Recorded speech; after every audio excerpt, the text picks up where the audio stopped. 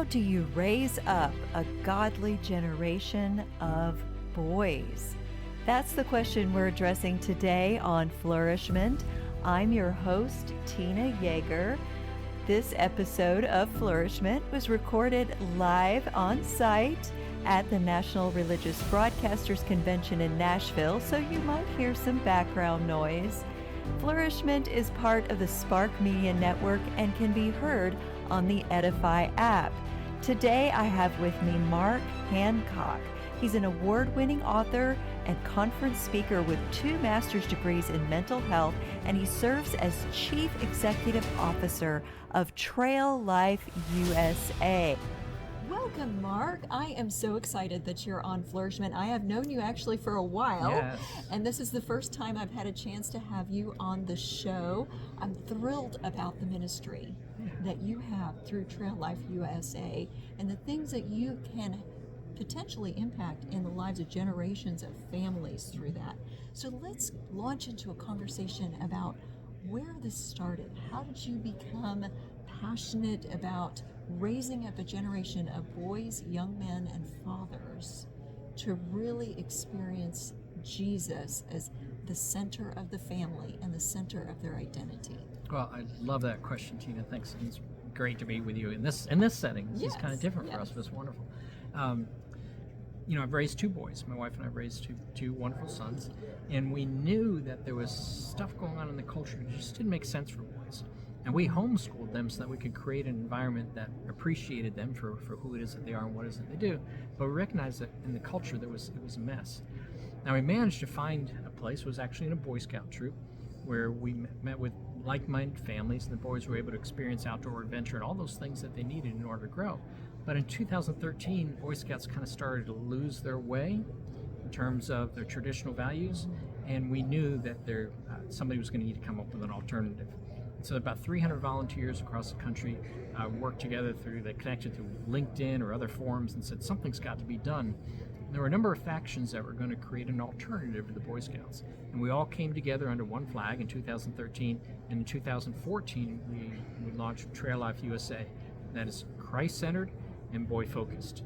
And we think that that's important, that boys have an organization, and girls, that boys have an organization that's focused on their strengths and helping them develop and to godly men. Now we're in all 50 states, over 40,000 members. We're in about 900 churches that are running Trail Life USA troops. So it began with my interest in helping my sons, being drawn to another organization that kind of abandoned us or changed course, and then the passion to do something for boys.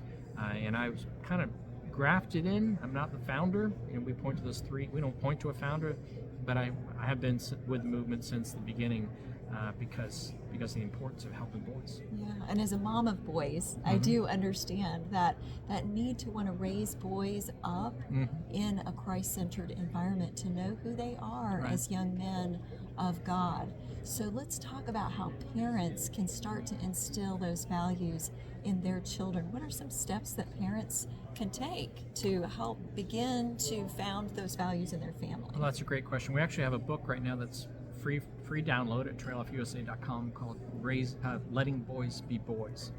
And it's important that we let boys be boys because boys and girls are different. Yes, I know that's a radical statement to make today, but they are different biologically, socially. They develop at different rates. Their brains are different, their eyes are different, their ears are different. Boys and girls are different. And so we talk about some of those things in that free download, Let Boys Be Boys. But I think that parents, you got to start in that place. You got to start by saying, okay, I'm going to accept the science that says that boys and girls are different. I'm not going to fall prey to the cultural messages. You got to treat them all the same, one size fits all. It just doesn't. Like I said, their eyes are different. Because their eyes are different, boys' eyes are designed to see things from far away, and things that are in motion. Girls' eyes are designed to see things up close. And you say, well, why did God design them that way? Well, because the boys and the men need to be focused on things in the distance that could be a threat, and so they are distracted by movement in the distance. What does that look like in a classroom? Squirrel, the boy is going to be distracted because he was designed to do that, but then we declare that he has ADHD. In fact, when you look at the bulleted list of an ADHD diagnosis for boys right now, it's pretty much describes a boy. It says, can't sit still, wants to talk when he's not supposed to be talking, runs when he shouldn't be running, climbing trees when he shouldn't be climbing trees. It's like, that's a boy. You're describing a boy, but we label him with this. And there are legitimate diagnoses of ADHD, but it's like boyhood is some sort of social disease that needs to be eradicated. And so I would encourage parents to embrace and accept the difference between boys and girls. They need a different learning environment. Girls' eyes are designed for things up close because she is holding that baby and yet it's a beautiful picture of a woman who is memorizing every pore on that little infant's face. When we see a man doing that, we say, oh, isn't that nice? But we actually draw attention to it because we know intuitively that's different for a man to have that level of attention for that period of time because his eyes have to be elsewhere. So all of these things are just true. Brain develops different, the hearing is different, and so parents have to accept the science and the difference between boys and girls. Even in the womb, an unborn boy behaves differently than an unborn girl when they introduce stimuli to that environment. So it's not a social construct. Like, we make them into this or we make them into that. They're actually born with these differences. So that's the first thing, was encourage parents to do that. Also, encourage parents to understand the place of risk and competition. Boys value things that have something at stake. Otherwise, they ask the question, why even try? So we've been through a generation of participation trophies and go play soccer, but don't keep score. Well, that's, boys just, they're keeping score, whether you tell them not to or not. Boys have to have something at stake in order to be involved. Otherwise, their question is, why even try?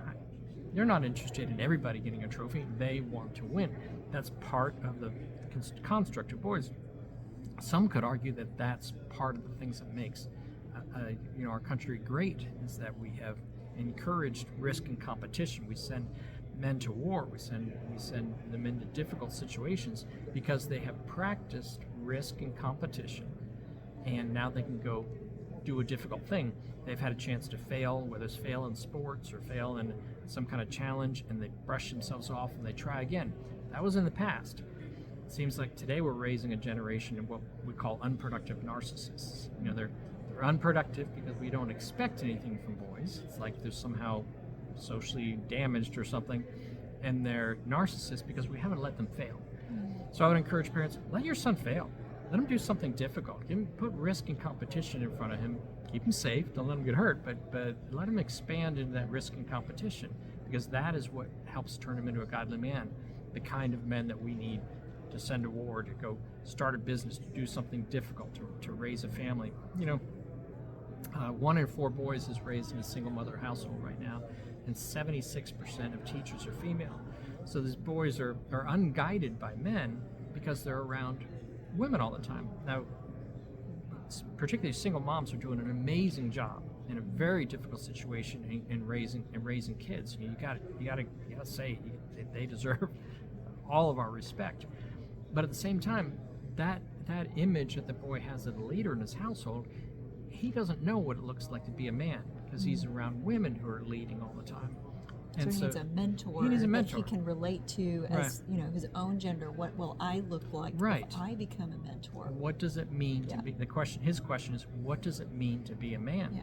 Because I don't have examples in front of me, and it's sad that in our culture we're lacking so many examples of men. So in Trail Life, we really believe that any legitimate call to manhood must include a call to either raise your own sons or to be a dad-like to a boy who doesn't have a father. That's why we have so many men in our movement who are part of the movement. They don't even have a son in the program, but they're there because they understand the power in the next generation.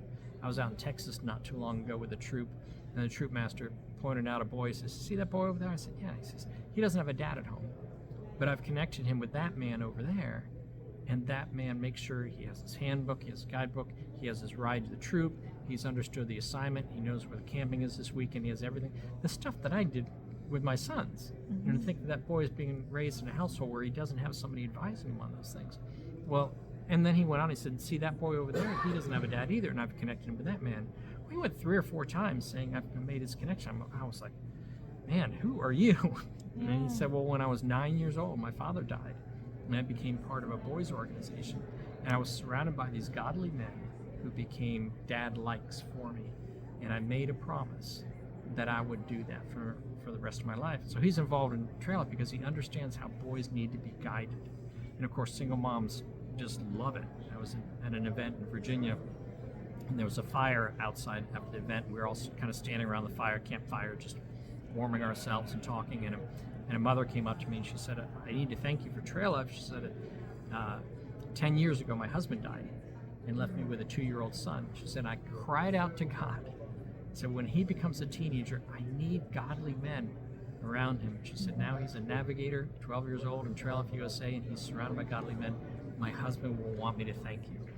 So I would encourage parents, single moms, find a male-centric environment where it's okay for boys to be boys, and that has men, godly examples of what it means to be a father and to be a good man. That's powerful for a boy. So we talk about that in the book also. And also we talk about the need for boys to move. Harvard psychiatrists tell us that in order for boys' brains to be engaged, they must be moving. Well, what does that look like in a classroom? The boy's trying to learn, so he's fidgeting and moving, and we call that ADHD. When a boy knows intuitively, if you want my brain, you've got to tolerate my movement. So we teach the leaders in our organization to allow that movement. I've got pictures of my sons when we were homeschooling, underneath the kitchen table, sprawled on the sofa. My wife would put numbers on the wall and hand them a fly swatter, a clean one, and call out the math problems and say, "Go swap the number." You got to keep boys moving in order to be engaged. And so we put them in a classroom, sit still, be quiet, pay attention, and that's the worst environment for boys to learn. Now they're twice as likely to be in special education, 3 times more likely to have ADHD, because we're not creating environments that speak to boys. So I would encourage your listeners, if you want boys to flourish, you got to pay attention to these things. We need to provide men to guide them. We have to provide absolutes in order to guard them and to ground them. We have to appreciate them, recognize that boys and girls are different, and we have to inspire them with goals and challenges, risk and competition that helps them to grow.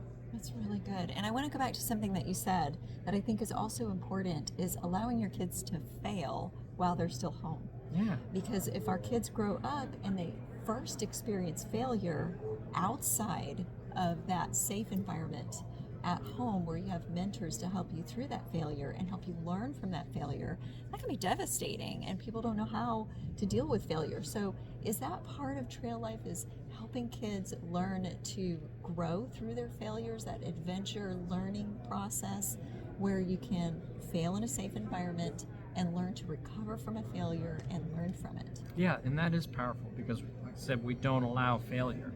We bubble wrap our kids. We but make it's going to happen. That it's going to happen. Yeah. And unfortunately, when it's happening now is when they get outside the home. Like you said, there are now more men living at home than in our history since they started tracking that in the census in 1960.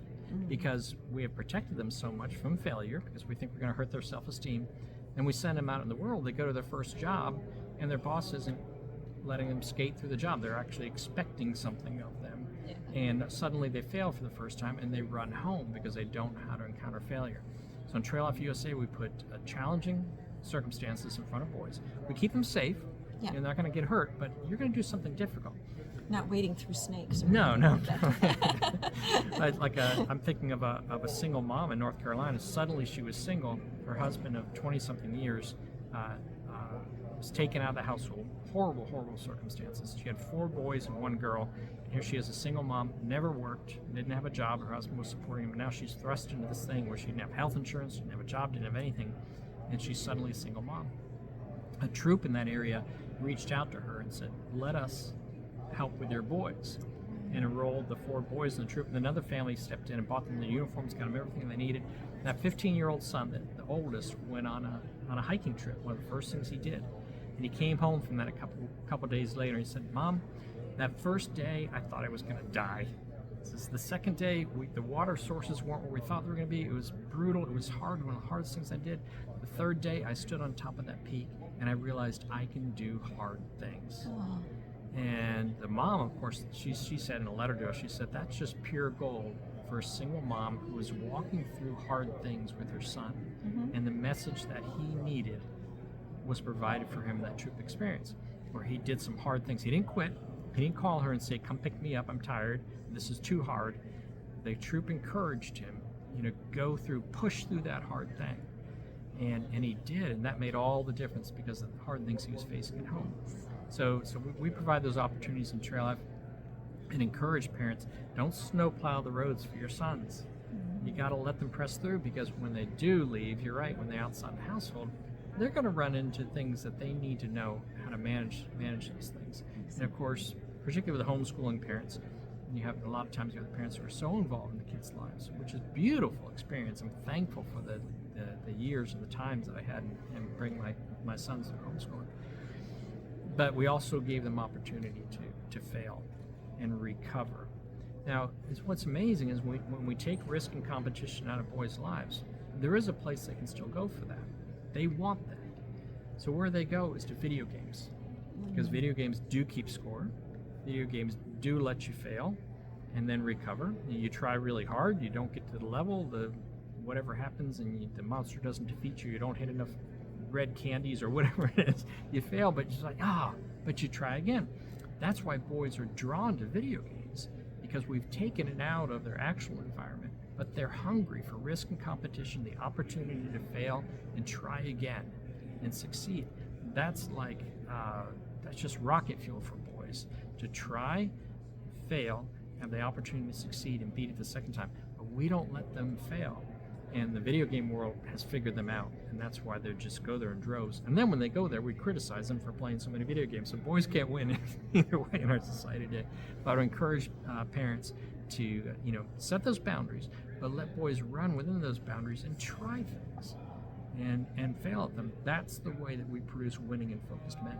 Yeah, and you're allowing them to have this opportunity off screen, which psychologically and neurologically, that's actually healthier for boys and girls to have that less screen time, because that changes the development of the brain to be on the screen so much. So when you're out doing this adventure type of experience, that's a real life in person for a change kind of adventure, that's really healthy. It really is. And when you look at the effects of screen time, when you see smartphones and you look at the introduction of smartphones, and then you look at the suicide rates and the rates of depression, 300% depression went up from 2020 to 2021, and because of people drawn to their screens, especially during the pandemic. And so in Trail Life USA, we offer a break from that electronic digital environment to where you're actually engaging with real life outdoors. And that's just powerful. Clinical patients that taking down that screen time, less video games, actually changed their anxiety so that they didn't need to be dependent on medication.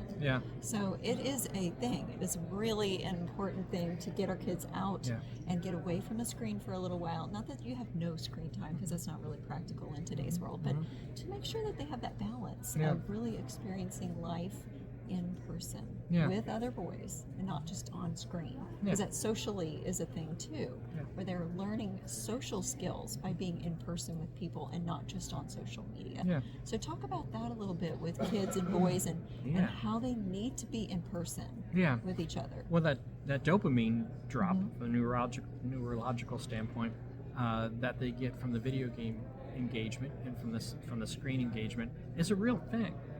And studies show that as soon as somebody sets their cell phone down, the anxiety level begins to rise. What am I missing?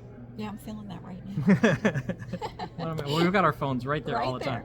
What am I missing? I've got to check the phone. And then you check the phone and they look at the level and it satisfies and brings back down again. So this creates this up and down addiction where I need that engagement. Well, we can replace that, or that has replaced the personal interaction, where I just want to be around people.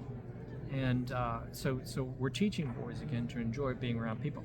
Our home office is set on 127 acres south of Greenville, South Carolina, and we have campsites and hiking trails and things like that, but we don't promote it. We don't do program there or anything. We just say to troops that show up, go out, find a campsite, whatever.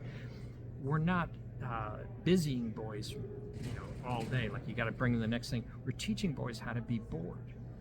And at the end of a weekend there, boys will say, man, this was the best weekend. Now I've been at maybe an adventure camp or something where all day long was like you go to the next thing, the next thing, the next thing, the next thing. But boys need to learn how to be bored. And what happens when they're at our camp where there's nothing going on is they start to engage with trees, or they pick up some sticks and have sword fights, or they go down and they catch a fish in the pond or whatever, but they feel like they're not recognizing what's going on, but their brain is actually going through this sort of reset, this time of separation from those things and reconnection with the actual world, because that virtual world has the key to that boy's brain. Unfortunately. Yeah, especially with the metaverse and all of those things coming about. Yeah. That's so we're kind of a teaching scary them how to be with world. people again.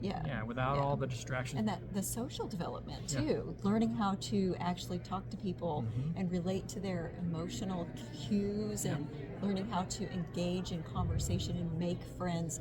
That's a lost art right now for kids, and kids need that as part of, especially young kids and middle school age kids, and as they're learning their identity as they get older into teenage years. And that is the time period when you can have that influence through your program. Right, and the engagement with discovering their purpose and their identity.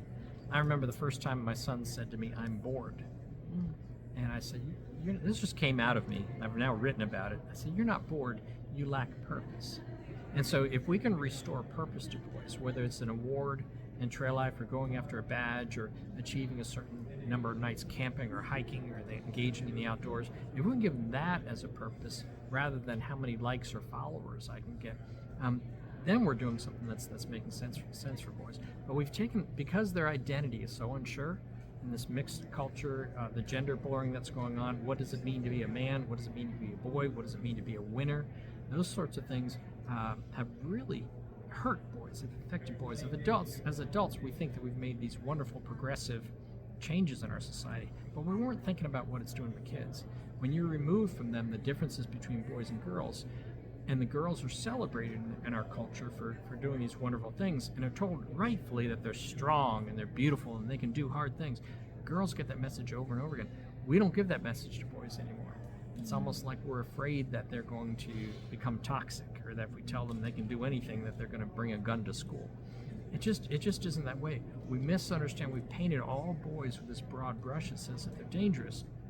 So we're restoring purpose and identity for boys around who God has created them to be. And that's what it is they're pursuing godly manhood rather than pursuing likes or followers or those sorts of things. And that's key to boys. They don't have that place in their culture. Not too long ago, I was down at NASA and walked into an exhibit, and they had a huge video. I mean, it was this huge wall, and there was a female astronaut addressing this group of school children. You could see all the kids from the back in shadow. She was talking to them, "You can do anything. Look what I did. I worked hard. I studied, and now I'm going in a rocket. I'm going to go live in the space." And she's encouraging these kids. And as she's speaking, the camera comes along behind her, and the entire audience is girls. I mean, I was cheering this message. It's like, I wish my boys were here. They've got to be reminded over and over again. You can do anything. Work hard. You can do this.